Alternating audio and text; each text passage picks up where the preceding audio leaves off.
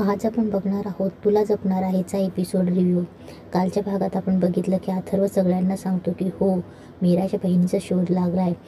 मीरा इतक्या दिवस ज्या बहिणीला शोधत होती ती बहीण आपल्याच घरात आहे. मीराच्या बहिणीचा शोध आपल्याच अनाथाश्रमात संपला आहे. तेव्हा अथर्व पुढे येतो आणि बोलतो की मीराची बहीण माया आहे. तेव्हा सगळे शॉक होतात. मंजिरीला आणि मायाला तर माहिती असतं तरीसुद्धा ते अशा दाखवतात की जसं खूप शॉक बसला त्यांना असं. तेव्हा अजित बोलतो की यू मीन माया मीराची बहीण आहे. तेव्हा नर्मदा बोलते की अथर्व काय बोलतोयस तू हे. तेव्हा माया मुद्दामच नाटक करते, नाही नाही हे कसं शक्य आहे, ना मी कोणाची बहीण आहे ना माझी कोणी बहीण आहे. तेव्हा दामोदर बोलतो की अथर्व तुला हे कसं कळलं. तेव्हा अथर्व बोलतो की काका आम्ही सगळे रेकॉर्ड्स चेक केले. तेव्हा अथर्व सांगतो की कोणत्या डेटला मीराची बहीण हरवली होती, कोणत्या डेटला मीराच्या बहिणीचं ॲडमिशन म्हणजे मायाचं ॲडमिशन आपल्या आश्रमात झालं होतं. रेकॉर्ड्सप्रमाणे जी जन्मखून राधाच्या मानेवरती आहे तीच जन्मखून मायाच्या मानेवरती आहे. हीच गोष्ट सुईनबाईंनी पण कन्फर्म केली आहे. आणि एवढंच नाही तर राधाच्या लहानपणीचा जो फोटो होता तोच फोटो आम्ही एका राधा 20-25 वर्षात कशी दिसेल असं एका स्केचरकडून स्केच काढून घेतलं आणि ते स्केचसुद्धा मायाशी जुळतं. तेव्हा अजित बोलतो की दिस इज अनबिलिव्हेबल. तेव्हा दादासाहेब बोलतात की खरंच ही विश्वास ठेवण्याजोग नाही आहे. पण आता अथर्व जे काही सांगतोय, जे काही गोष्टी बोलतोय त्यावरून खरंच असं वाटतंय असायला हवं की माया मीराची बहीण असेल. तेव्हा अनन्या बोलते बहिणी तुला काय वाटतं. तेव्हा दादासाहेब बोलतात की मीरा काय वाटतं तुला, इतकी वर्ष तुझ्या बहिणीची शोध घेत होतीस, ती बहीण सापडली आहे ना आता. तेव्हा नर्मदाई बोलते हा म्हणजे आता मीराच्या बहिणीचा शोध आता संपला आहे. हे म्हणजे असं झालं की काखेत कळसा आणि गावाला वळसा. मंजिरी मीराजवळ जाते आणि बोलते की मीरा मला माहिती की मायाचं तुझ्याशी आणि तुझं मायाशी काही फारसं जमत नाही. पण जे हे सगळं झालं आहे मला माहिती की माया तुला आवडत नाही आणि मायालाही तू आवडत नाही. पण आता जे काही झालं आहे याच्यावरून ती तुझी बहीण आहे आणि मला असं वाटतं आहे की आता सगळं कळलं आहे तर हे तू आनंदाने ॲक्सेप्ट करायला हवं. इकडे शिवनाथ बोलत असतो की मार्ग शोधायला हवा, मला त्या आत्म्याकडे जाण्याचा मार्ग शोधायला हवा, शोध घ्यायला हवा म्हणून त्याचं चाललं असतं. तेव्हा शिवनाथ बोलतो की मला शोध घ्यायला हवा, ती कंपन अचानक कशी थांबली, मला शोध घ्यायला हवा, शोध घ्यायला हवा. तेव्हा मंजिरी इकडे बोलत असते की माया ये इकडे, अगं तुम्ही दोघी सख्या बहिणी आहात आणि हा आनंद तुम्ही साजरा करायला हवा. इतकी दिवस झाली तू तुझ्या बहिणीला शोधत होती आणि तो शोध आता संपला आहे.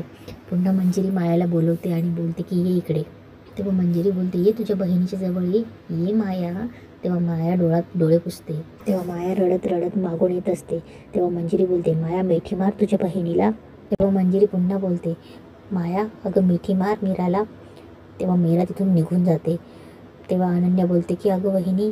तेव्हा दादासाहेब बोलतात की अनन्या जाऊ दे तिला. अथर्व मीरा एवढी डिस्टर्ब का आहे. तेव्हा अथर्व बोलतो माहीत नाही बाबा, पण मी बोलतो तिच्याशी. तेव्हा माया मीरा गेल्यावर उगाच रडायचं नाटक करते. अंबिकाच्या फोटोसमोर जाते आणि बोलते अंबिका बघ तुझ्या बहिणीला आम्ही कसं फसवलं आहे. मी तुझा खून केला आहे ही गोष्ट तिच्या फक्त मनातच आहे. मला बहीण म्हणून एक्सेप्ट करणं इझी नाही तिच्यासाठी, पण लवकरच करावं लागेल. इकडे अंबिका बोलत असते की मीरा मला तुला सांगायचंच राहिलं की मीच तुझी राधा आहे. पण बाबांनी दिलेल्या वचनामुळे मला तुला काहीच सांगता आलं नाही. तुला वाटत असेल की मला मुक्ती मिळाली, पण मृत्यूनंतर सुद्धा माझ्या नशिबात फक्त वेदनाच आहे. मला खात्री आहे तू माझ्या अथर्वची वेदाची खूप काळजी घेशील, त्या मायाला ना चांगलाच धडा शिकवशील. रामपुरे घराण्याची काळजी ना खूप चांगली घेशील. पण एका गोष्टीची खंत मला नेहमीच राहील की मी तुला नाही सांगू शकले की मीच तुझी राधाताई आहे. मीरा राग करत आपल्या खोलीत येऊन बसते. तेव्हा तिथे अथर्व येतो आणि अथर्व मीराजवळ येऊन बोलतो की काय झाले मीरा, अगं आपण एवढा शोध लावला, सगळं झालं, मग तू एक्सेप्ट का करत नाही आहेस. आता तुझी बहीण सापडली आहे ना, काय करायला हवं होतं आपण अजून. तेव्हा मीरा बोलते की तसं नाही आहे वेदाचे बाबा, तुम्ही माझा इतका शोध लावला, तुम्ही इतकं काय काय केलं ते खूप आहे माझ्यासाठी, पण ती माया माझी बहीण आहे. मला सगळ्या गोष्टी कळतात पण मन मानायलाच तयार नाही. तेव्हा अथर्व बोलतो पण हा मग त्यासाठी काय करायचं आपण सांग. तुझी बहीण समोर असून पण आपण तिला शोधत राहायचं का. मग तुला तसं वाटत असेल तर आपण तसंही करूया, आपण काहीच होणार नाही. तुझी तळमळ ही तळमळच राहणार आहे. तेव्हा अथर्व चिडचिड करून बोलून जातो. मीरा शांत होते. तेव्हा अथर्वलाच रिअलाईज होतं आणि तो बोलतो, आय एम सॉरी मीरा, मी तुझ्याशी असं बोलायला नको होतं. तुझी तळमळ मी समजू शकतोय. आता मला एक सांग, तू काही लपवतेस का? तुझ्या आणि मायामध्ये असं काही घडलंय की मग तू मला काही सांगत नाही, किंवा मायाने तुझ्यासोबत असं काही केलंय जे तू मला सांगत नाहीयेस? तेव्हा मीराला अथर्व असं बोलल्यावर मीराला आठवतं एकदा तिला अंबिकाने सांगितलेलं असतं की सत्य ऐकायचं आहे ना तुला, मग ऐक, मला अथर्वने नाही मायाने मारलं होतं. हे मीराला आठवतं. इथे माया बॅग भरत असते. मंजिरी तिच्याजवळ बसलेली असते आणि म्हणते की सत्य आपल्याला आधीच कळले की मीराची खरी बहीण, सख्खी बहीण अंबिका आहे. आणि भविष्यात आपल्याला हे सत्य कधीच येणार नाही की मीराची खरी बहीण समोर आली तर काय होईल. या गोष्टीचा आपल्याला कधीच भविष्यात गरज येणार नाही. तेव्हा मंजिरी बोलते, आपल्याला आपला प्लॅन नीट एक्झिक्यूट करता येईल. तेव्हा माया बोलते, मॅडम पण हा आपला प्लॅन 100% वर्कआउट होईल ना? तेव्हा मंजिरी बोलते, 100%. फक्त तुला हे नाटक खूप छानपणे रंगवावे लागेल माया. तेव्हा माया बोलते, आय डू दॅट. तेव्हा मंजिरी उठते आणि बोलते, आणि तुझा हा मेकअपचा पाऊच तो सुद्धा पॅक करून टाक. काही गरज नाही निघताना मेकअप करायची, चेहरा कसा डल दिसला पाहिजे. तेव्हा माया बोलते गॉट इट. तेव्हा मंजिरी बोलते की एक गोष्ट लक्षात ठेव माया, तुला या घरातून जायचं पण आहे आणि जायचं सुद्धा नाही आहे. तेव्हा माया बोलते, तुम्हाला नक्की काय म्हणायचं आहे मॅडम? एक गोष्ट एवढीच लक्षात ठेव की मीरा तुझी सख्खी बहीण आहे, पण तिला तू आवडत नाही म्हणून ती तुझा द्वेष करते आणि म्हणून तू घर सोडून झाली. एवढं लक्षात ठेव, काळजी करू नकोस माया. हे बघ माया, तुला खरंच या घराबाहेरून जायचं नाही, नाटक करायचं आहे फक्त. तेव्हा माया बोलते की अहो पण मी जेव्हा या घरातून बाहेर जाईल तेव्हा मला थांबवणार कोण? तेव्हा मंजिरी बोलते, स्वतः मीरा. तेव्हा माया बोलते, पण ती का थांबवेल मला? तेव्हा मंजिरी बोलते की मीरा, मला खात्री आहे की मीरा तुला नक्की थांबवेल. फक्त हे नाटक हॉलपर्यंत राहू दे, उंबरठ्याच्या बाहेर जाऊ देऊ नकोस. एक गोष्ट लक्षात ठेव, अंबिका मीराची सख्खी बहीण आहे. हे कारण, हे रिझन काही पण असो, हे मीराला कळता कामा नये.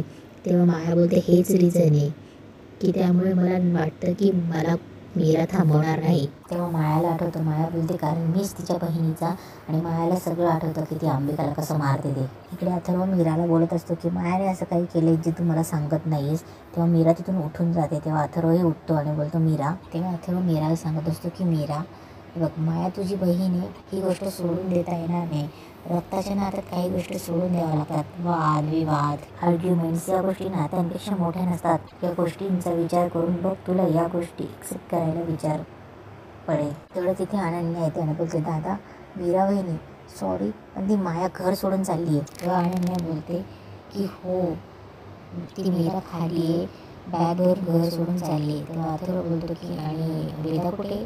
तेव्हा अनन्या बोलते की मी तिला ट्युशनला सोडून आली आहे. तेव्हा अथर्व बोलतो की ठीक आहे, तू हो पुढे मिळालोच. तेव्हा अनन्या गेल्यावर अथर्व मीराकडे बघतो आणि तिला प्रश्न करतो की काय करायचं आहे मीरा, मायला थांबवायचं आहे की पुढे जाऊ द्यायचं आहे? तेव्हा अथर्व बोलून निघून जातो आणि इथे एपिसोड संपतो. आता पुढच्या भागात आपल्याला असं बघायला भेटणार आहे की माया जाऊन मीराला मिठी मारते. मीरा तिला बाजूला करते आणि तिला विचारते की तुला जर हे नातं हवं असेल तर तू सगळ्यांसमोर कबूल कर की या घराच्या सुनेचा, अथर्वच्या बायकोचा, अंबिकाताईचा खून तू केला आहेस आणि